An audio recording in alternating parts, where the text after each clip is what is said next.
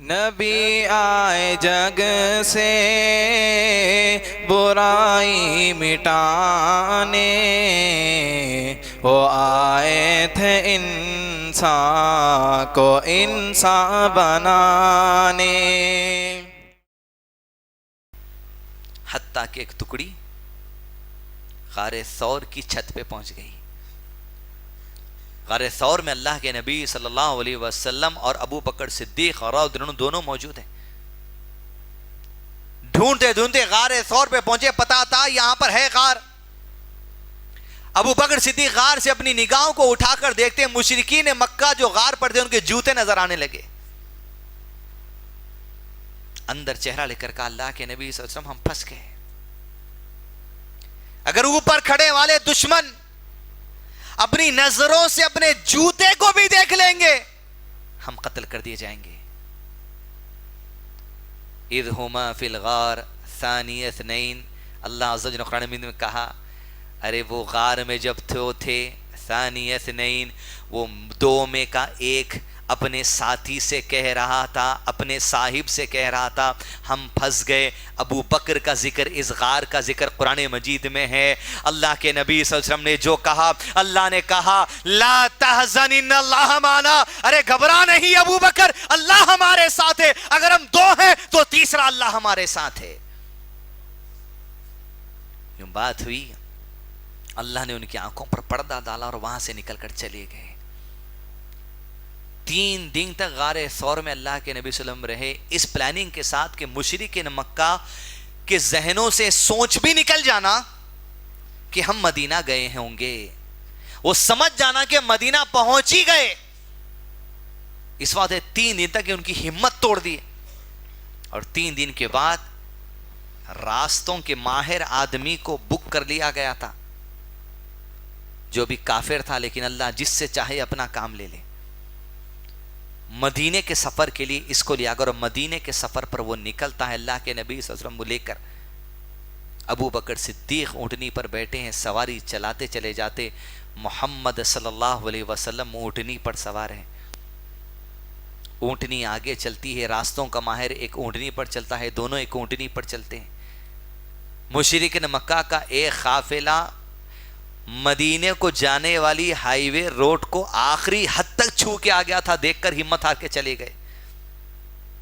لیکن ایک آدمی تھا جس کو واضح طور پہ اندازہ تھا یہ لوگ مکے میں ہیں، سراخہ اس کا نام تھا، اس کو پتا تھا وہ لوگ آئیں گے، وہیں بیٹھا رہا، 3 دن تک بیٹھا۔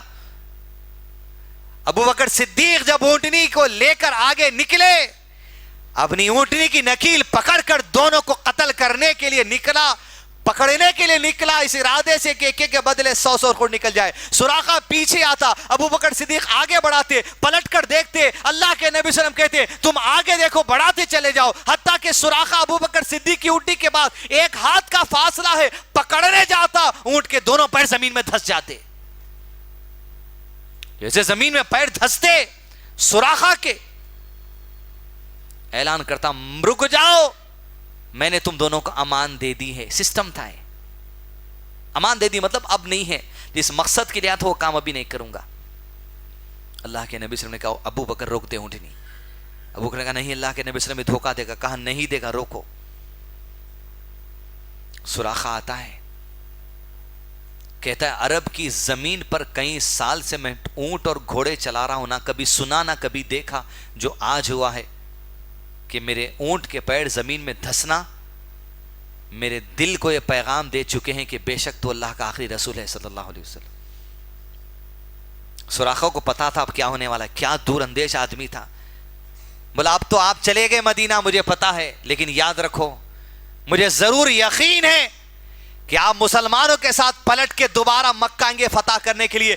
جب مکہ آئیں گے یاد رکھنا میرے اور میرے گھر والوں پہ حملہ نہیں کرنا۔ اللہ کے نبی صلی اللہ علیہ وسلم نے کہا تیرے آج کے احسان کا بدلہ ہم اعلان کرتے ہیں، جب مکہ فتح کرنے آئیں گے تیرے اوپر حملہ نہیں کیا جائے گا۔ اس احسان کو اللہ کے نبی صلی اللہ علیہ وسلم آگے نبھائے۔ ایسا دور اندیش آدمی نے، انٹیلیجنٹ، اور اندازہ تھا مشرکین مکہ کو یہ قوم کمزور نہیں ہے، پلٹ کر آئے گی۔ मदीने की तरफ अल्लाह के नबी सल्लम का आगाज, हिजरत का सफर। मदीने के रास्ते पे जहां भी कबीले छोटे मिलते वहां दावत देते। 80 घरानों ने इस सफर में इस्लाम को कबूल किया। हत्ता कि आप सल्लल्लाहु अलैहि वसल्लम मदीने से पहले एक इलाका था कुबा, कुबा में पहुंचे और मस्जिद नबी से पहली जो मस्जिद बनाई गई वो मस्जिद कुबा है। 10 दिन तक वहां पर कायम की अल्लाह के नबी सल्लल्लाहु अलैहि वसल्लम, और वहां पर उस मस्जिद के बारे में कुरान मजीद में तस्करा किया गया। और वहां पर 2 रकात नफिल नमाज पढ़ने का सवाब एक उम्रा करने पर जितना सवाब मिलता होता सवाब 2 रकात पढ़ने पर वहां मिलता है। तो जब भी आप मदीना जाएं, सफर करें, 2 रकात नमाज उसी नीयत से पढ़ना कि उस उम्रे का सवाब मिल जाए, जिसकी दलील कुरान हदीस में नबी सल्लल्लाहु अलैहि वसल्लम ने दी है। कुबा में 10 दिन रहने के बाद आप सल्लल्लाहु अलैहि वसल्लम मदीने की तरफ रुख कर एक नई जिंदगी का आगाज। कौन सी हिजरी चली है? 1440, 1440। यहां से तारीख नबूवत कही जाती थी, यहां से तारीख हिजरी कही जाएगी। उमर बिन खत्ताब ने अपने खिलाफत के दौर में इस कैलेंडर को वजूद दिया। कुबा से निकलकर अल्लाह के नबी सल्लल्लाहु अलैहि वसल्लम अपनी ऊंटनी पर बैठे। और मदीने में क्या हाल है? मदीने में यह हाल है, सबके घर पहले से बने हुए हैं नहीं है। जितने 100 लोग मर्द और औरतें हिजरत कर कर आए, किसी का जाती घर है नहीं है। जहां रोड पर जमा मिली टेम्पररी टेंट्स, खैमे डाल के बैठे हुए थे सब, किसके इंतजार में? अल्लाह के नबी सल्लल्लाहु आएंगे तो क्या हुक्म देंगे वो करेंगे। ना घर है, ना बार है, ना कारोबार है। जब तक अंसार खाना पीना इंतजाम कर रहे थे। मदीने में अल्लाह के नबी सल्लल्लाहु की ऊंटनी कस्वा रुख करती है और आप सल्लल्लाहु अलैहि वसल्लम मदीने की तरफ रुख करते हैं। और आप सल्लल्लाहु अलैहि वसल्लम जैसे मदीना पहुंचे, अंसार खुश हो गए अल्लाह के नबी सल्लल्लाहु को देखकर। और ये प्लान किया गया कि अल्लाह के नबी सल्लल्लाहु अलैहि वसल्लम को मेरे घर में रखूंगा। हर अंसार ये चाहता कि अल्लाह के नबी सल्लल्लाहु का घर नहीं है यहां पर, तो मेरे घर में रहेंगे तो जिब्रील का आना जाना, वही का जाना, रहमतें, मोजेजात, बरकतें चलते रहेगी। इस खुशी में हर कोई आगे बढ़ता और अल्लाह के नबी सल्लल्लाहु की ऊंटनी की नकील पकड़ लेता, कहता मेरे घर चलना। और आप सल्लल्लाहु अलैहि वसल्लम कहते हैं इसकी नकील छोड़ दो, ये मेरे नहीं, ये अल्लाह के हुक्म से चलने वाली ऊंटनी है। कस्वा मदीने में पहुंची, पहुंचकर एक जगह पर रुक गई, फिर आगे बढ़ी, फिर पलट के आके वहीं रुक गई जहां पहली मर्तबा रुकी थी, बैठ गई। जहां बैठी आज मस्जिद नबी वहीं पर बनाई गई है। अल्लाह के नबी सल्लल्लाहु उतरे, सामने अबू अय्यूब अंसारी रज़ियल्लाहु अन्हु का मकान था। आप सल्लल्लाहु अलैहि वसल्लम ने कहा मैं अबू अय्यूब के घर में रहूंगा उस वक्त तक जब तक कि मेरा घर नहीं बन जाता।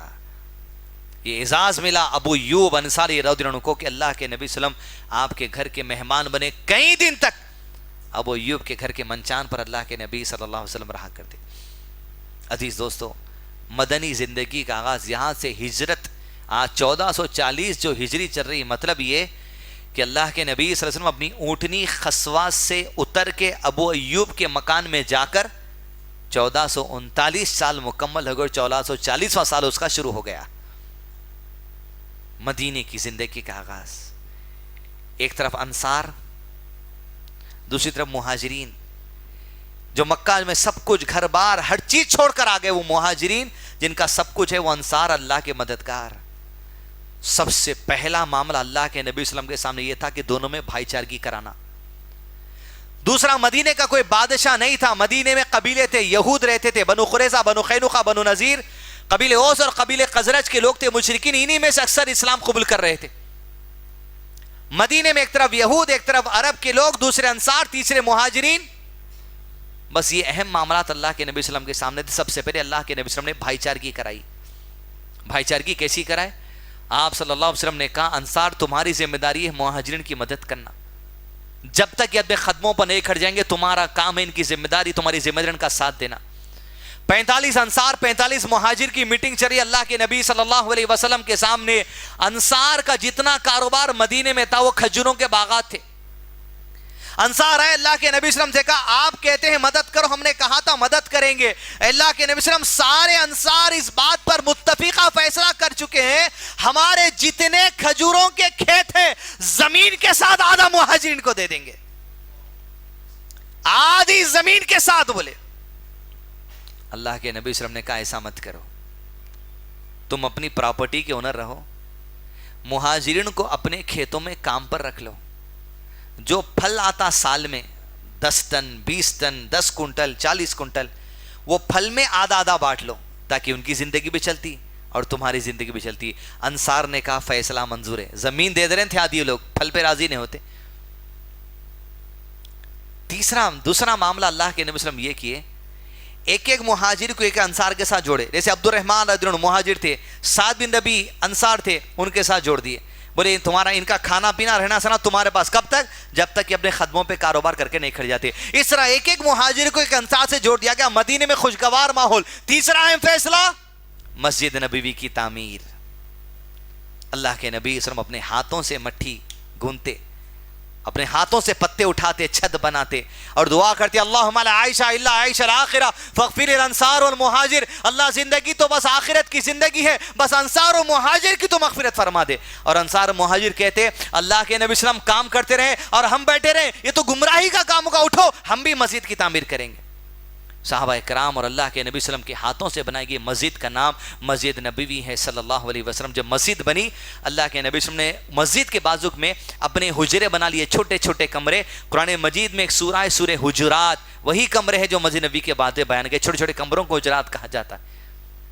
اور جب حجرے بن گئے تب آپ صلی اللہ علیہ وسلم نے اپنے ازواج مطہرات کو حضرت علی کے ساتھ بلا لیا، اور اللہ کے نبی صلی اللہ علیہ وسلم کا گھر بننے کے بعد ابو ایوب انصاری کے گھر سے نکل کر اللہ کے نبی صلی اللہ علیہ وسلم مدینے میں اپنے گھر میں شفٹ ہو گئے۔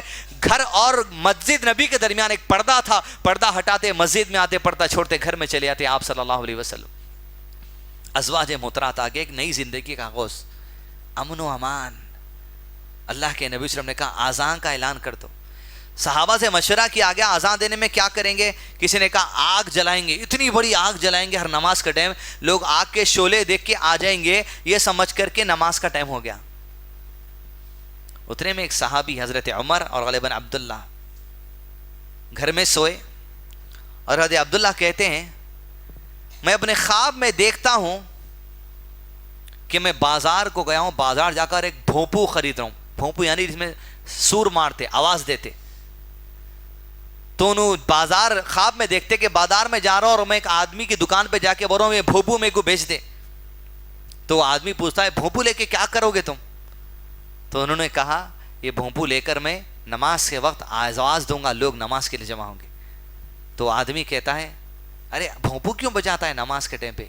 نماز کا جب وقت ہو یہ کہنا اللہ اکبر اللہ اکبر اللہ اکبر اللہ اکبر اشہد ان لا الہ الا اللہ، پوری اذان سنایا۔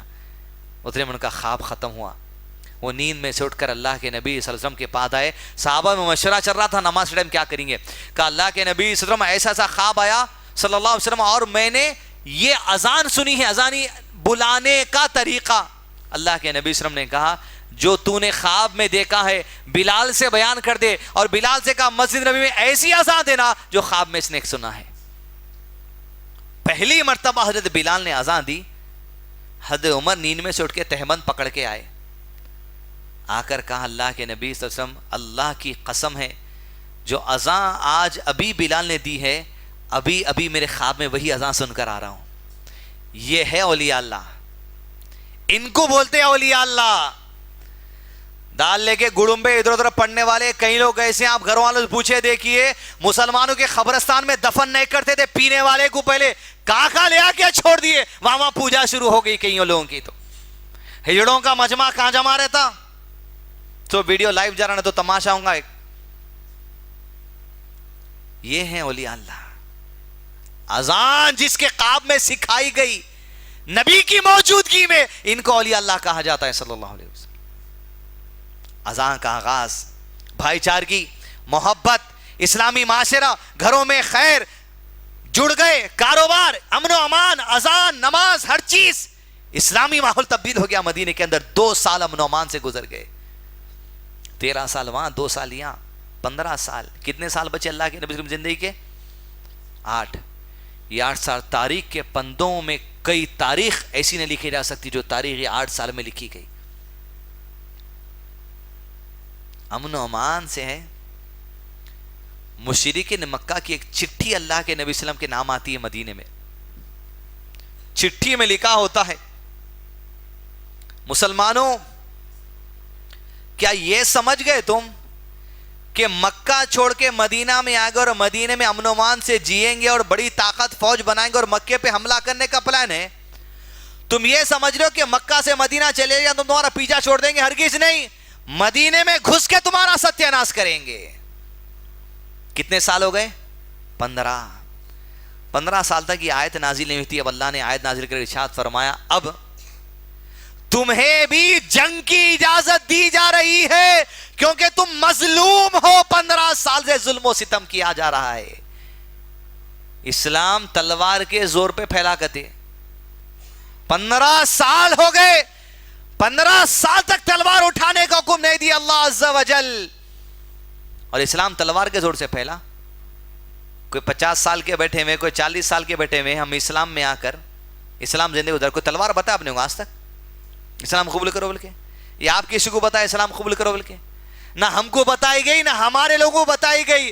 پھر یہ کہاں سے آ گئی بات؟ ارے تلوار تم بتائے. 15 سال تک اللہ تعالیٰ بولے روکو. 15ویں سال کے بعد جب ہم مکہ چھوڑ دیے تھے, حرم چھوڑ دیے تھے, کعبۃ اللہ چھوڑ دیے تھے, مدینہ چلے گئے تھے, تب تم بولے ابھی بھی ستیہ کریں گے. تب اللہ نے کہا اب خاموشی نہیں اختیار کی, ہم بھی حملہ کریں گے.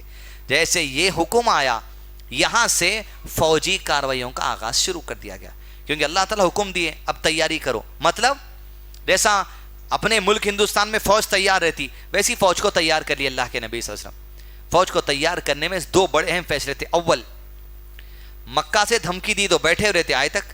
مکہ سے لے کے مدینہ کی ایک ہائی وے روڈ تھی, وہ ہائی وے روڈ پہ جتنے قبیلے والے تھے سب کو اللہ کے نبی صلی اللہ علیہ وسلم نے الائنس میں لے لیے. بولے کبھی اگر یہاں سے حملہ ہوا تم ہماری مدد کرنا, اور کبھی کوئی تمہارے پر حملہ کرا ہم تمہاری مدد کریں گے. پورے اللہ کے نبی صلی اللہ علیہ وسلم سے فرینڈشپ الائنس کر لی. دوسرا فیصلہ اللہ کے نبی صلی اللہ علیہ وسلم نے یہ کیا, مکے سے مدینہ جو ہائی وے روڈ جاتی تھی, مکے سے مدینے کی ہائی وے روڈ پر صحابہ کرام کی پیٹرولنگ ٹیم کو لگا دیے. ان کا کام بھی چاہتا پھرتے رہنا بس. جو قافلے جا رہے حرکتوں پہ نظر رکھنا, کہیں حملہ تو نہیں ہوگا. حملہ کرتے بولے کچھ بھی ہو سکتا. ادھر اللہ کے نبی صلی اللہ علیہ وسلم کا پلان یہ تھا کہ 2 سال میں مدینہ کا ماحول سیٹ ہو گیا تھا. تبلیغ انٹرنیشنل لیول پہ کرنے کا پلان تھا. فارس جانا تھا, عمان جانا تھا, پرشین امپائر جانا تھا, رومن امپائر جانا تھا, ایتھوپین امپائر جانا تھا, چوطرف نکلنا تھا. لیکن اسی آسرے میں چھٹی آ گئی. اللہ کے نبی نے فوجی کام شروع کر دی. ہوا یہ آپ صلی اللہ علیہ وسلم نے اب کہا, جب اللہ نے اجازت دی 15 سال ہو گئے, مشرکین مکہ کو کمزور کرنے کا سب سے پہلا پلان اللہ کے نبی صلی اللہ علیہ وسلم نے یہ کیا, جب بھی اطلاع ملے گی مکے سے کوئی قافلہ تجارت کرنے کے لیے ملک شام جا رہا, مکہ بیچ میں مدینہ, ادھر ملک شام, تو مکے سے نکلنے والے قافلے کو مدینے کے قریب ایک علاقہ تھا جس کا نام تھا بدر. بدر میں رکتے تھے, کھانا پکاتے تھے, توشہ بڑھتے تھے, بدر میں پانی کے کنویں تھے, پانی بھرتے تھے, تب نکلتے تھے ملک شام کو. نبی صلی اللہ علیہ وسلم نے کہا اب کوئی بھی قافلہ مشرکین مکہ کا تجارتی سامان لے کر نکلے گا, ہمارا کام ہے مدینے کے لیے میں قبضے میں لے لو. قبضے میں لینا کیوں تھا؟ قبضے میں لینے کی وجہ یہ تھی کہ مکے کے لوگوں کو پیغام یہ دیا جائے گا, اگر تمہارے لوگوں کی آزادی چاہتے ہو تو 15 سال کی جو اسلام کی دشمنی ختم کرو, ہم سے فرینڈشپ ایگریمنٹ کرو. اس پلان کے ساتھ اللہ کے نبی صلی اللہ علیہ وسلم پیٹرولنگ ٹیم لگا دیے. 2 ہجری کا آغاز ہوا. مدینے میں امن کا ماحول ہے. مشرک مکہ اس عمل کے ماحول کو خراب کرے, اللہ عز و جل نے اجازت دی. مسلمان تیار ہو گئے. ابو سفیان نام سے قریش کا بڑا سردار تجارتی سامان لے کے ملک شام کو تجارت کرنے جاتا ہے. ملک شام سے پلٹ کر جب مدینہ آتا ہے تو مدینے میں اللہ کے نبی صلی اللہ علیہ وسلم نے اپنی انٹیلیجنس ٹیم سے پتا لگا کہ ابو سفیان کے ساتھ کتنے لوگ ہیں, کیا سامان ہے معلوم لگاؤ. انٹیلیجنس ٹیم ملک شام تک جا کے پتا لگا کر آ گئی 50,000 دینار ہے. کتنے؟ ایک دینار کی ویلیو 12,500 ہوتی ہے آج. ایک دینار کی ویلیو 50,000 دینار, 1,000 اونٹ, ڈرائی فروٹ, چمڑے, اور اس کی حفاظت خالی 40 لوگ ہیں. اللہ کے نبی کا موقع اچھا ہے, زید بن حارثہ سے کہا پکڑ کے لے کے آؤ پوروں کو. اور مسلمانوں نے ایک پلان کیا, بدر کے علاقے میں جا کے بیٹھ جائیں گے. اللہ کے نبی صلی اللہ علیہ وسلم کے کہنے پر 315, 313, 317 صحابہ یہ سمجھ کے نکلے عام خالی ہم ایک پیٹرولنگ کے لیے جا رہے ہیں. تھوڑے ہتھیاروں کے ساتھ چلے گئے, 1-2 اونٹ تھے اور تھوڑے 200 اونٹ گھوڑے وغیرہ تھے, لے کر چلے گئے ہتھیار. بدر کے علاقے میں بیٹھے ہوئے انٹیلیجنس ٹیم انپٹ دے رہی کہ ابو سفیان 50,000 دینار 1,000 اونٹ لے کے نکل گیا ملک شام سے, اور آ کے بدر میں رکے گا, کھانا پکانے کھانے ایک دن آرام کرنے پھر دوسرے دن نکلے گا. نبی صلی اللہ علیہ وسلم نے کہا جب آئے گا قبضے میں لے لینا. ابو سفیان کو بھی پتا تھا کہ مسلمان اس راستے پہ پیٹرول ٹیم لگا کے رکھے ہوئے. ابو سفیان اپنے جاسوسوں کو چھوڑ کے رکھا. بدر سے اطلاع ملی کہ بدر میں 315 مسلمان بیٹھے ہوئے ہیں. ایک راستہ ملک شام مدینہ، مدینہ سے ملک مکہ جاتا تھا. ابو سفیان ملک شام سے نکل گیا. اور راستہ تھا عراق والا، عراق والے راستے کو چلے گیا. عراق سے مکہ کا پلان کر لیا. انٹیلیجنس ٹیم پتا لگے اللہ کے نبی صلی اللہ علیہ وسلم کی ابو سفیان بدر نہیں آ رہا، عراق والے راستے سے نکل گیا.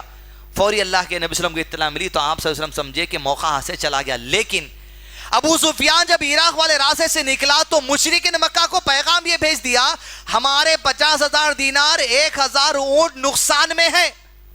اتنا بڑا فائنینشل نقصان ہوگا اگر یہ پکڑا گیا مسلمانوں کے ہاتھوں میں تو لہذا فوج لے کے نکلو ادھر سے. ابو جہل 1300 کی فوج لے کے مکے سے نکلا کدھر؟ مدینے کی راستے کی طرف. لیکن ابو سفیان عراق والے راستے سے اتنے سلامتی سے نکل گیا تھا مکے کی طرف. ابو سفیان کو دوسری چٹھی لے کر بھیجا کہ ہم نکل گئے مکے کی طرف، سلامتی سے آ رہے ہیں، قریب ہے، تم واپس چلے جاؤ. ابو جہل 1300 لوگوں کو نکلا. ابو جہل کو جیسے اطلاع ملی کہ واپس چلے جاؤ، ابو جہل نے کہا واپس نہیں جائیں گے. یہی تو موقع ہے جو آج ملا. 300 لوگوں کا ایک قبیلہ تھا، وہ 1300 میں ابو جہل سے کہا کہ بات جنگ کی اس وجہ سے تھی ہمارا مال بچانے. جب مال محفوظ ہو کر مدینہ مکہ آ چکا ہے تو ہم کیوں جائیں گے لڑنے؟ ابو جہل نے کہا تمہیں واپس جانا ہے جاؤ، میں 1000 کو لے کر مدینہ جاؤں گا اور مسلمانوں کی قتل و غارت گیری کروں گا، اسلام کو مٹاؤں گا. جو اسلام مکہ میں نہیں مٹ سکا اسے مدینے کی زمین پر مٹا کر آئیں گے. 1000 کا لشکر نکلا کہاں پر؟ بدر کی طرف. وہاں گنتے ہیں 313 315 ہے 317 کی جماعت اللہ کے نبی صلی اللہ علیہ وسلم کے ساتھ انتظار کر رہے ہیں. اسلام کا سب سے پہلا مارکا 1:3 کا مقابلہ ہے. ادھر اللہ کے نبی صلی اللہ علیہ وسلم کو انپٹ مل چکا کہ 1000 کا لشکر مدینے میں آ چکا ہے، بدر کے قریب آ گیا، پڑاؤ ڈال چکا. آپ صلی اللہ علیہ وسلم اللہ سے دعا کرتے یا رب تیری مدد جس کا تو نے وعدہ کیا تھا، رب فرشتوں کا لشکر یا رب وہ بھیج کر تو نے مدد کرنے کا وعدہ تھا فرشتوں کے لشکر کو یا رب بھی زمین پر بھیج دینا آج. یا رب اگر آج یہ مسلمانوں کا لشکر شکست کھا گیا قیامت تک تیری عبادت کرنے والا کوئی نہ ہوگا، یا رب بھی ہماری مدد کرنا. دعائیں کر کر صبح کا وقت تھا، صفوں کو درست کر رہے تھے. ایک تیر کو ہاتھ میں لیے ہوئے اللہ کے نبی صلی اللہ علیہ وسلم مسلمانوں کی صفوں کو سیدھی کرتے چلے گئے. کہا صف میں سیدھے ہو جاؤ، صف میں سیدھے ہو جاؤ. ایک صحابی سعد رضی اللہ عنہ صف سے باہر نکلے ہوئے تھے. ان کے پیٹ پر تیر رکھ کر اللہ کے نبی صلی اللہ علیہ وسلم تھوڑا سا چبایا، کہا سعد صف میں ہو جاؤ. پیٹ پہ تیر چبنا تھا. سعد نے کہا اللہ کے نبی صلی اللہ علیہ وسلم آپ نے تیر چبا کے تکلیف دی ہے، بدلہ دیجئے. کام انداز دیکھیں آپ، 1000 سامنے ہیں، جنگ شروع ہونے کچھ لمحے. اللہ کے نبی اسلام اسوہ حسنہ ہے. بدلہ ہر چیز کا دنیا میں چکانے کے لیے سعد سے کہا کرتا کھولتا ہوں، جتنی تکلیف تجھے ہوئی اتنی تکلیف مجھے بھی دے دینا، آخرت میں نہیں پکڑنا اس بات کے لیے. اللہ کے نبی صلی اللہ علیہ وسلم کرتا کھول دیا. حضرت سعد کے اللہ کے نبی صلی اللہ علیہ وسلم کے بدن کو بوسہ دینے لگے. اللہ کے نبی صلی اللہ علیہ وسلم نے پوچھا کیا وجہ ہے ایسے وقت میں یہ حرکت کرنے کی؟ کہا اللہ کے نبی صلی اللہ علیہ وسلم جانوں کا نذرانہ لیے ہوئے پہلی مرتبہ اللہ کی راہ میں آ گئے. مجھے ڈر ہے شاید اس جنگ کے بعد آپ سے پھر کبھی ملاقات ہو سکے یا نہ سکے، لہذا میں چاہتا ہوں اگر میری آخری ملاقات ہے تو یہ ملاقات ایسی ہو کہ میرا بدن آپ کے بدن سے لگ جائے. اللہ کے نبی صلی اللہ علیہ وسلم نے ان کی اس محبت کو دیکھ کر دعائے خیر کی. جنگ کا آغاز کیا گیا. آپ صلی اللہ علیہ وسلم نے کہا پورے 315 ایک ساتھ حملہ کرنا. اللہ کے حکم کے انتظار میں تھے. دونوں سب 1000 اور 313 314 317 سامنے ہو گئے. اللہ کا نام لے کر اللہ کے نبی صلی اللہ علیہ وسلم نے حکم دیا کود پڑے پورے کے پورے ایک ساتھ. مار کاٹ کرتے ہوئے شیروں کی طرح لڑتے لڑتے لڑتے سینوں کو چھلنی کرتے ہوئے چلے گئے مشرکین کے. وہ جو اللہ کے نبی صلی اللہ علیہ وسلم کو مٹانے آئے تھے، اللہ کے دین کو مٹانے آئے تھے، قرآن اور سنت کو مٹانے آئے تھے، ان کی ہستیاں مٹ کر رہ گیا. تاکہ ابو جہل جو قریش کا سب سے بڑا سردار تھا کلیجہ چیر کر زمین پر ڈال دیا اس کا مسلمان. جنگ چلتی چلی گئی، گھنٹوں کا آغاز. اللہ کے نبی صلی اللہ علیہ وسلم کا خیمہ ادھر میدان جنگ سے تھوڑا ہٹ کر آپ صلی اللہ علیہ وسلم کے ساتھ ابو بکر صدیق ہے معائنہ لیتے ہوئے جنگ کے میدان کا، سجدے میں سر ہے اللہ کے نبی صلی اللہ علیہ وسلم کا، اللہ سے دعا کریں یا رب تیرا وعدہ جو تھا فرشتوں کا لشکر بھیجنے کا، اس لشکر کو بھیج دے۔ اللہ عز و جل دعا قبول کرتا ہے، جبریل کو حکم دیتا ہے، قرآن مجید گواہی دیتا ہے، اترو جبریل علیہ السلام، فرشتوں کا 1000 کا لشکر لے کر دشمنوں کے سروں کو کچلتے چلے جاؤ۔ ادھر اللہ کے نبی صلی اللہ علیہ وسلم کو وحی آ گئی، اللہ کے رسول صلی اللہ علیہ وسلم فرشتوں کا لشکر آ چکا ہے، آپ سجدے میں سر اٹھاتے ہیں، ابو بکر سے کہتے ہیں یہ دیکھ ابو بکر جبرائیل آ رہے ہیں اپنے گھوڑے کی لگام اتھامے ہوئے، صحابہ کو خوشخبری دے دے کہ 1000 کا فرشتوں کا لشکر زمین پر آ چکا ہے۔ صحابہ کرام کہتے ہیں ہم تلوار لے کر دشمن کی گردن پہ مارنے جاتے، ہماری تلوار گردن تک نہیں پہنچتی لیکن اس کی گردن کٹ کر گر جاتی، فرشتے ایسا حملہ کرتے۔ عزیز دوستو، دیکھتے ہی دیکھتے مسلمانوں کی جماعت نے بدر کی اس جنگ عظیم میں فتح حاصل کر لی، اسلام کا سب سے فیصلہ کن معرکہ۔ چھوٹی سی جماعت جس کو سمجھ رہے تھے لوگ کمزور سمجھ رہے تھے، اللہ عز و جل نے ایسا اٹھایا، مشرکین مکہ و قریش کی جماعت جس کی عزت دنیا بھر کے اندر تھی، دنیا بھر میں بات پتا چل چکی تھی، وہ محمد جو حج کے دن آنے پر دعوت دیتے تھے صلی اللہ علیہ وسلم، ان کو ان کے ساتھیوں کو قریش نے نکال دیا مکہ کے باہر، پوری دنیا میں جتنی عزت تھی سارے ذلیل ہو کر رہ گئے۔ بدر میں ہار کے بعد 70 لوگوں کو قتل کر دیا بدر میں مسلمانوں نے ان کے، اور یہاں سے پاسا پلٹ گیا، مسلمانوں کی اکنامیکل پوزیشن مضبوط ہونے لگی۔ جب دیکھے کہ مسلمان چھوٹی سی جماعت 1000 کو شکست دے چکی ہے، مسلمانوں کا دبدبہ بن گیا، چھوٹے چھوٹے قبیلے والے مسلمانوں سے دوستی کرنے لگے، جیسا امریکہ کی گود میں سب جاتے، دیکھیے ذرا انہیں نیا بم بناتے وہاں چلے جاتے، انہیں جڑ جاتا، نیٹو بن جاتی، ویسا مسلمانوں کا اکنامیکل فائنینشل اور ملٹری پوزیشن مضبوط ہونے لگا، یہاں تک کہ 1 سال گزرا، سامان بچا کے چلے گیا تھا ابو سفیان، چلے گیا تھا نا، ابو جہل زبردستی آیا تھا، تلوار کے زور سے پھیلا اسلام، تلوار لے کے تم آئے، 1 سال گزرا، 1 سال گزرتے ہی ابو سفیان ایک اور قافلہ لے کر تجارتی نکلا، کہاں پر جانے کے لیے؟ ملک شام۔ زید بن حارثہ رضی اللہ عنہ کو 200 سوار دے کر اللہ کے نبی صلی اللہ علیہ وسلم بھیجے، بیچ کر بولے زید بن حارثہ کو گرفتار کر لو، پورا سامان قبضے میں لو۔ اس پہلی مرتبہ بدر میں سے تو نکل گئے تھے، لیکن دوسری مرتبہ ہاتھ کو آگے مسلمانوں کے سارا مال قبضے میں لے کر مدینہ آ گئے۔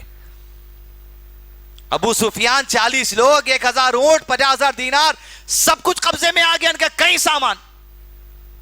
اور قریش کے لوگوں کو چٹھی گئی اب مسلمانوں کی طرف سے، اگر سلامتی چاہتے، سکون چاہتے، پیس چاہتے، امن چاہتے، یہ دہشت گردی ٹیررزم ختم کرو، آؤ ٹیبل پہ بیٹھ کے ہمارے سے امن کا معاہدہ کر لو، تمہارا دین تمہارے ساتھ، ہمارا دین ہمارے ساتھ، ہم کو نہیں روکنا۔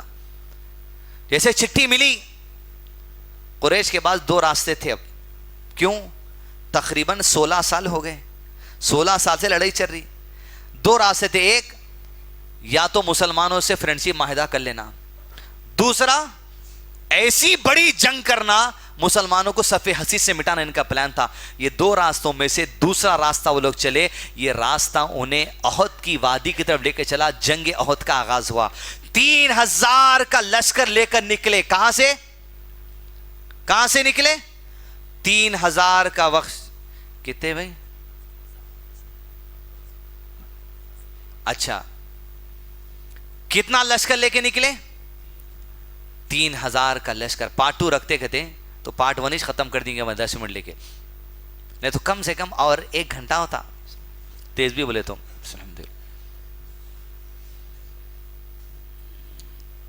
3000 کا لشکر کہاں سے نکلا؟ کہاں سے نکلا؟ مکے سے۔ 2 سچویشنز تھے، اول یا تو عزت بچا لو بڑی گھماسان کی جنگ کر کے، یا جا کے فرینڈشپ کر لو، فرینڈشپ کر لیے، گھٹنے ٹیک لیے تو دنیا بھر میں پوری عزت گر جاتی، نہیں لڑیں گے، لڑنے کا ارادہ کیا، جیسے لڑنے کا ارادہ کیا 3000 کا لشکر لے کے مدینہ کی طرف نکلے، مسلمانوں کو پتا چلا تو 1000 کا لشکر لے کر احد کی وادی میں چلے۔ حضرت عباس اللہ کے نبی صلی اللہ علیہ وسلم کے چاچا ایک چٹھی کے ذریعے پیغام بھیج دیا کہ 3000 کا لشکر مکے سے نکل چکا مدینے کی طرف. مدینے کی طرف جیسے ہی احد کی وادی میں یہ لشکر پہنچا اور اپنا پڑاؤ ڈال چکا. ادھر جمعہ کا دن تھا, اللہ کے نبی صلی اللہ علیہ وسلم جمعہ کا خطبے میں ہی جنگ کی خوشخبری دے دی ہے. جنگ کا اعلان جیسے جمعے کے خطبے میں کر دیا گیا, لوگوں سے کہا دیا گیا جو کوئی سما و اطاعت میں بسا ہوا ہے وہ نکلے مدینے سے اور چلے احد کی وادی کی طرف. حنظلہ جس کی نئی نئی شادی ہوئی تھی, بیوی کے ساتھ ہم بستری کر رہا تھا, ہم آغوش تھا, فارغ ہوئے, آرام سے لیٹا ہوا اپنی بستر پہ اپنی بیوی کے ساتھ. اعلان ہوا کہ اللہ کے نبی صلی اللہ علیہ وسلم کہتے ہیں احد کی وادی کی طرف چلو, بغیر غسل جنابت کے ہتھیار لے کے احد کی وادی کی طرف چلا گیا. نکلتے ایسا دین اسلام کا علم حاصل کرنے. ایک نابینا صحابی بھی مسلمانوں کے ساتھ نکل رہے. لوگوں نے پوچھا تم پہ جہاد فرض نہیں ہے, تم تو نابینا ہو, کہاں چلے گئے؟ کہا میں نے اپنے نبی کی بات کو اپنی کانوں سے سنا ہے, آنکھوں سے نہیں. سن کے میرا دل بے قرار ہو گیا اور مجھے احد کی وادی سے جنت کی خوشبو آ رہی ہے. اب ابن جموں اپنے 4 نوجوان لڑکوں کے ساتھ پیر سے معذور ہے نکل پڑے. بڑے بڑے لوگ, 1000 کا لشکر جمع ہو گیا. احد کی وادی میں پہنچے, 3 ٹکڑیاں بنا لی گئی. مہاجرین کی ٹکڑی, قبیلے اوس کی ٹکڑی, قبیلے خزرج کی ٹکڑی. چوتھی ٹکڑی امپورٹنٹ تھی. مدینے میں ایک چھوٹا سا ٹیلا تھا جہاں مسلمان کھڑے تھے, نیچے پیچھے احد کا چھوٹا سا پہاڑ تھا, اس پر 50 تیر اندازوں کو اللہ کے نبی صلی اللہ علیہ وسلم کھڑے تھے. کتنے؟ 50. اور ایسا خطبہ ان کو دیا, کہا تم اس وقت تک چٹان کو نہ چھوڑنا جب تک کہ میں تمہیں نہ بلا بھیجوں. تم دیکھو کہ ہم جنگ جیت رہے ہیں, اپنی جگہ کو نہ چھوڑنا جب تک کہ میں نہ بلا بھیجوں. تم دیکھو کہ ہم جنگ ہار رہے ہیں, اپنی جگہ کو نہ چھوڑنا جب تک کہ میں نہ بلا لوں. تم دیکھو کہ ہمارے جسموں کو کاٹا جا رہا ہے, اپنی جگہ کو نہ چھوڑنا جب تک کہ میں نہ دیکھوں. تم جو دیکھو کہ ہم مال غنیمت کو سمیٹ رہے ہیں, اپنی جگہ کو نہ چھوڑنا جب تک کہ میں نہ بولوں. 50 تیر انداز کو وہاں ٹھہرائے. جنگ کا آغاز ہونے پر ہے.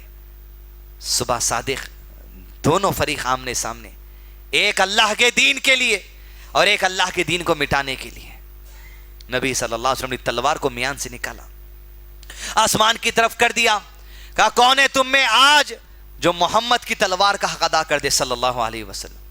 حضرت علی, بڑے بڑے صحابہ آگے آئے تلوار لینے کے لیے, لیکن اللہ کے نبی صلی اللہ علیہ وسلم اس تلوار کو ابو دجانہ کے ہاتھ میں دے دیا. جو ابو دجانہ نے تلوار ہاتھ میں لی, سر پر کس کر پٹی باندھی اور اکڑ کر چلنے لگی احد کی وادی میں. اللہ کے نبی صلی اللہ علیہ وسلم نے دیکھ کر کہا ابو دجانہ اللہ کو اکڑ کی چال پسند نہیں, لیکن ایسے موقع پر جہاں دشمن سامنے ہے اللہ کو تیری چال بڑی پسند ہے. ابو دجانہ چلنے لگے. جنگ کا آغاز ہونے لگا. 2 فریق, سسٹم یہ تھا جنگ شروع ہونے سے پہلے ادھر سے ایک آنا ادھر سے ایک آنا. طلحہ نام سے آدمی ادھر سے نکلا, ایسا خداور کوئی نہیں نکلا. اور مسلمانوں کے پاس حضرت زبیر ایسے شیر کی طرح نکلے, طلحہ کے اونٹ پہ چڑھ کے گرایا, گردن تن سے الگ کر دی. جیسے اللہ کے نبی صلی اللہ علیہ وسلم نے کہا سن لو, ہر نبی کا ایک حواری ہوتا ہے, اے اللہ کے بندے آج سے تو میرا حواری ہے. جیسے قتل ہوا, گھماسان کی جنگ کا آغاز ہو گیا. 3000 سے 1000 کا لشکر مار میٹ کاٹ کرتے گیا. اس لشکر میں کون آیا سامنے؟ خالد بن ولید ہے جو مشرک کی طرف سے لڑنے آئے ہوئے. اللہ اکبر. نبی صلی اللہ علیہ وسلم کے قتل کے ارادے سے آئے خالد بن ولید, ابو بکر کے قتل کے ارادے سے آئے. ادھر مسلمانوں کی صفوں میں ابو بکر ہے, عمر ہے, دجانہ ہے, علی ہے, عثمان ہے, حمزہ ہے, بڑے بڑے صحابہ, ابو دجانہ سب شامل ہے. حتیٰ کہ جنگ کا آغاز چل رہا ہے, گھماسان کی جنگ, مسلمان شیروں کی طرح لڑ رہے ہیں, مار کاٹ. جس کے حق میں شہادت تھی, شہادت منی لے گئی. حضرت حمزہ جو اللہ کے نبی صلی اللہ علیہ وسلم کے چاچا ہے, ان کو قتل کرنے کے لیے مکے کا آدمی اپنے غلام کو نیزہ دیتا ہے, کہتا ہے صرف تیرا کام یہ ہے حمزہ کو قتل کرنا. نیزہ دے کر بیٹھتا ہے وہ کالا حبشی غلام, سارے جنگ کے میدان میں حمزہ کو ڈھونڈتا ہے, مارتا ہے, سینے میں نیزہ آر پار ہوتا ہے. حضرت حمزہ جنگ میں شہید ہو گئے. جنگ آگے بڑھتی گئی. ابو دجانہ مار کاٹ, حنظلہ مار کاٹ, ابن عمر مار کاٹ, ایک ایک صحابہ چن چن کر مشرک مکہ کو مارتے. 3000 کا لشکر ایسے کمزور پڑا, قدموں کو پیچھے ہٹانے لگا. جیسے قدم پیچھے ہٹنے لگے, خالد بن ولید چٹان والے پیچھے والے اراسے سے, 2 پیچھے چٹان پہ کتنے لوگ تھے؟ 2 مرتبہ حملہ کرے چٹان پہ, 2 مرتبہ 50 تیر انداز چلا کے خالد بن ولید کو پیچھے ہٹائے. لیکن خالد بن ولید اتنے چالاک فوجی آدمی وہیں بیٹھے گھاٹیوں میں. جہاں مسلمان جنگ جیتنے کو شروع ہوئے, مال غنیمت بٹورنا شروع کیا, 50 تیر اندازوں میں سے 22 صحابہ مقام کو چھوڑے اور احد کی وادی میں یہ کہتے وہ اترے, اب تو ہم جنگ جیت چکے, اب کاہے کا رکنا. عبداللہ نے پکار کر سردار نے, ارے اللہ کے نبی صلی اللہ علیہ وسلم نے کیا تم سے نہیں کہا تھا جنگ جیتے یا ہارے, جگہ کو نہیں چھوڑنا, نظر انداز کر دیا, میدان میں اترے. خالد بن ولید نے جیسا دیکھا چٹان خالی ہو چکی, 2-4 لوگ پیچھے سے حملہ کیا اور پورے چٹان کے لوگوں کو قتل کر دیا. جیسے چٹان پر خالد بن ولید چڑھنے والے تھے, اللہ کے نبی صلی اللہ علیہ وسلم کا خیمہ چٹان کے بازو تھا, آپ نے آواز دی, اے عبداللہ خالد کا لشکر تیرے پیچھے. جیسے اللہ کے نبی صلی اللہ علیہ وسلم آواز دیے, خالد بن ولید کی نظر اللہ کے نبی صلی اللہ علیہ وسلم پر پڑی. کئی لوگوں کو اللہ کے نبی صلی اللہ علیہ وسلم پر حملے کے لیے بھیج دیا. نبی صلی اللہ علیہ وسلم پر پتھر برسائے گئے, تیر برسائے گئی, آپ کی اوپری ہوئی ہڈی زخمی ہو گئی, آپ کے مونڈے کی ہڈی زخمی ہو گئی, حتیٰ کہ آپ کا دانت شہید کر دیا گیا. مسلمان پیچھے سے, سامنے سے جو پلٹ کر بھاگ رہے تھے مشرکین, خالد نے آواز دی, پلٹ کر آ جاؤ, پلٹ کر مشرکین آ گئے. دونوں طرف سے مسلمان پیچھے گئے, مسلمانوں کے ہاتھوں مسلمان قتل ہو گئے. 70 کے قریب لوگ قتل کر دیے گئے احد کی وادی میں. بعض مدینے کے اندر بھاگ گئے, بعض جھاڑوں میں چلے گئے. جیت کو آتی جنگ نقصان میں تبدیل ہو گئی اللہ کے نبی صلی اللہ علیہ وسلم کی ذری سی نافرمانی کی وجہ سے. آپ صلی اللہ علیہ وسلم کے قریب صرف 2 لوگ تھے. صحابہ کہتے احد سے پہلے کبھی نہیں دیکھے وہ 2 لوگ, اور نہ احد کے بعد دیکھے. وہ اللہ کے نبی صلی اللہ علیہ وسلم کی حفاظت کر رہے تھے چٹان پر. اللہ کے نبی صلی اللہ علیہ وسلم نے کہا, ایک جبرائیل تھے کہ میکائیل تھے جو اللہ کی طرف سے میری مدد کے لیے احد کی وادی میں آ چکے تھے. حتیٰ کہ صحابہ کو پتا چلا اللہ کے نبی صلی اللہ علیہ وسلم چٹان پر ہیں. چٹان پر اللہ کے نبی صلی اللہ علیہ وسلم کے سپورٹ کے لیے بھیجے, اور آپ صلی اللہ علیہ وسلم کہتے, یا ربی یہ لشکر آج میری طرف اوپر نہ چڑھنے جمائے. آپ اوپر چڑھتے, 7 8 9 صحابہ آپ کے ساتھ جمع گئے. اس میں ایک کا نام تھا طلحہ رضی اللہ عنہ. نبی صلی اللہ علیہ وسلم کے چٹان پر چڑھنے تکلیف ہو رہی تھی. طلحہ بیٹھ گئے, کہا یا رسول اللہ صلی اللہ علیہ وسلم میرے کندھوں پر قدم مبارک رکھ کے چڑھ جائیے. آپ صلی اللہ علیہ وسلم طلحہ کے کندھوں پہ پیر رکھ کر اوپر چڑھ گئے, اور اوپر چڑھ کر کہا, طلحہ ارے ایسا عمل کر لیا تو نے, یہ عمل کر کے اپنے اوپر جنت کو تو نے واجب کر لیا. حتیٰ کہ ابو سفیان جو مشرکین مکہ کا لشکر لے کر احد کی وادی میں آیا تھا, کہا جنگ روک دو. جنگ روک دی گئی. 70 مسلمانوں کی لاشوں کو دفن کرنے کا آغاز کیا گیا. جنگ روکی گئی اس اعلان کے ساتھ کہ بدر کی جنگ ہو کر 1 سال ہوگا کچھ مہینوں میں, آئندہ سال پھر جنگ لڑیں گے. آج تو کلیجوں کو ٹھنڈک مل گئی. عمر, ابو بکر, نبی صلی اللہ علیہ وسلم ایک چٹان پر جمع ہے. ابو سفیان نے کہا آج کا دن تو بدر کا بدلہ مل گیا. اللہ کے نبی صلی اللہ علیہ وسلم نے کہا کوئی خاموش رہے, کوئی کچھ نہ بولے, لیکن عمر خاموش رہے. کہا ابو سفیان ہرگز نہیں, اے اللہ کے دشمن, اللہ کے دین کے دشمن آدمی اس وقت کبھی برابر نہیں ہو سکتا حساب, اس لیے کہ بدر میں جتنے قتل کیے گئے وہ سب شہداء ہیں. آج ہمارے جتنے مرے سب شہید ہیں, تمہارے بدر میں جتنے مرے سب جہنمی ہیں. حساب کبھی برابر نہیں ہو سکتا. ابو سفیان نے کہا عمر نیچے آ, میں تجھ سے بات کرنا چاہتا ہوں. اللہ کے نبی صلی اللہ علیہ وسلم نیچے جاؤ, بات کرو. حضرت عمر ابو سفیان جو لشکر کا سردار تھا اس سے بات کرتے ہیں, کہتے ہیں عمر سچ سچ بتا, اللہ کا واسطہ, سوچو آپ, اللہ کے دین کو مٹانے اللہ کا واسطہ دے رہا کہ ابھی بھی محمد زندہ ہے. عمر کہتے ہیں بالکل زندہ ہے, تیری میری گفتگو سن رہے ہیں. ابو سفیان کہتے ہیں اب ہم تو کلیجہ ٹھنڈا ہو گیا, واپس جا رہے ہیں, پھر آئندہ سال جنگ لڑیں گے. اللہ کے نبی صلی اللہ علیہ وسلم کی طرف دیکھا عمر نے, اللہ کے نبی صلی اللہ علیہ وسلم کا منظور ہے آئندہ سال جنگ لڑیں گے اگر تم لڑنا چاہتے ہو تو. حدیث دوستو 3 ہجری ہے, 7 سال اللہ کے نبی صلی اللہ علیہ وسلم کی حیات کے اور باقی ہیں. 13 سال امن و امان سے جو آپ سنیں, مدینے میں آنے کے بعد 2 سال, لیکن مشرکین مکہ اسلام کو مٹانا چاہتے تھے, جس کی وجہ سے جنگ بدر ہوئی, جس کی وجہ سے جنگ احد ہوئی, آگے احزاب ہوگی, تبوک ہوگی, خندق ہے, کئی معاملات ہیں. انشاءاللہ جب وقت ملے گا جبھی بھی انشاءاللہ سیکنڈ پارٹ سیرت النبی صلی اللہ علیہ وسلم کا احد کی جنگ کے بعد سے انشاءاللہ شروع کریں گے. وصلی اللہ علی نبینا محمد وعلی آلہ وصحبہ وسلم تسلیما کثیرا.